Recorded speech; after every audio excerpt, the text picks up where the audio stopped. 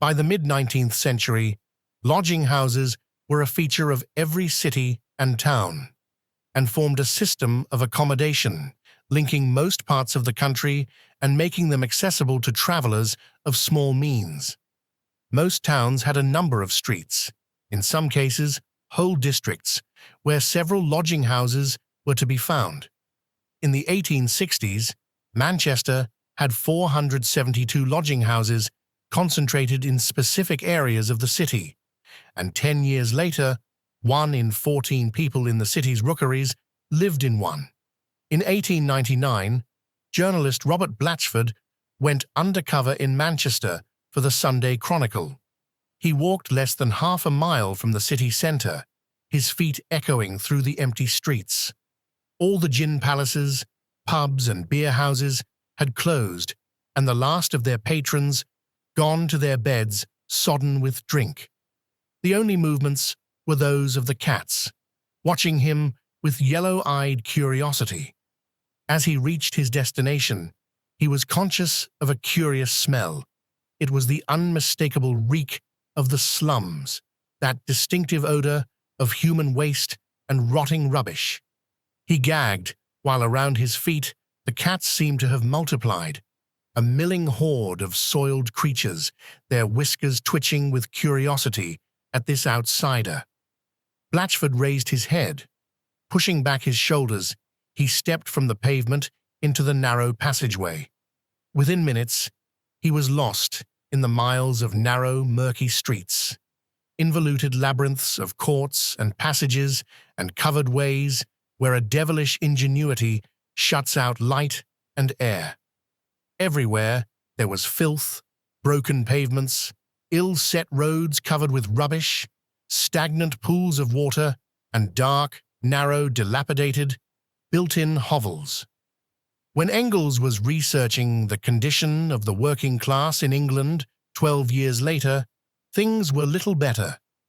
Referring to Angel Meadow, he wrote, 4,000 human beings, most of them Irish, live there. The cottages are dirty and of the meanest sort, the streets uneven, in parts without drains or pavements.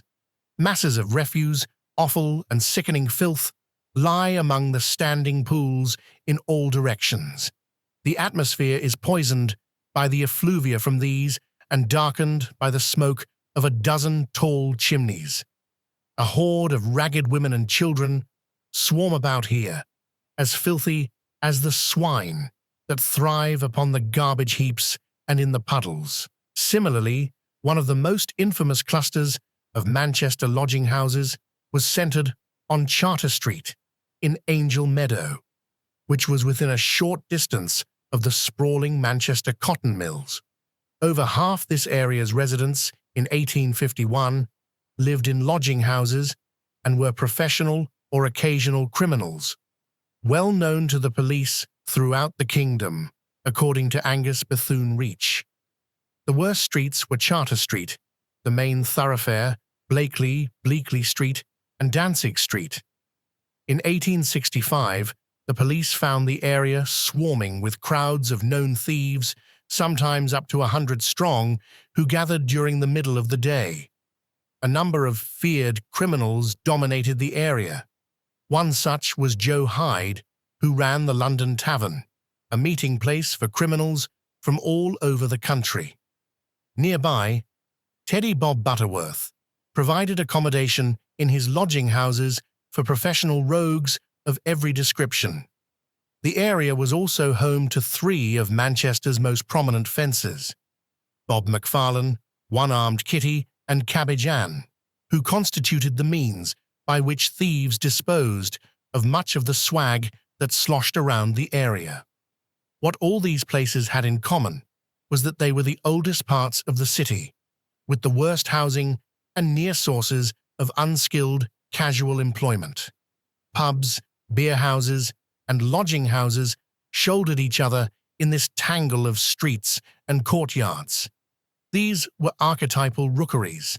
The term rookery was widely used in the 18th and 19th centuries to refer to a part of the city that was not just run down and squalid, but also the haunt of criminals and prostitutes.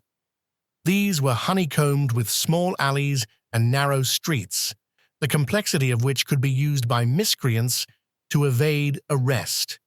Rookeries were places into which criminals could escape, and often the hole in which they took refuge was a lodging house. The London Road area of Manchester enjoyed a similar reputation. A police survey of the latter at the end of the 19th century provides a vivid picture of life in the area. Shepley Street, just off London Road, was typical. Numbers 8 and 10 were brothels. Numbers 22 and 26 were common lodging houses, separated by the Rose and Crown, the haunt of prostitutes. However, the police report reveals something that none of the commentators mention or even hint at.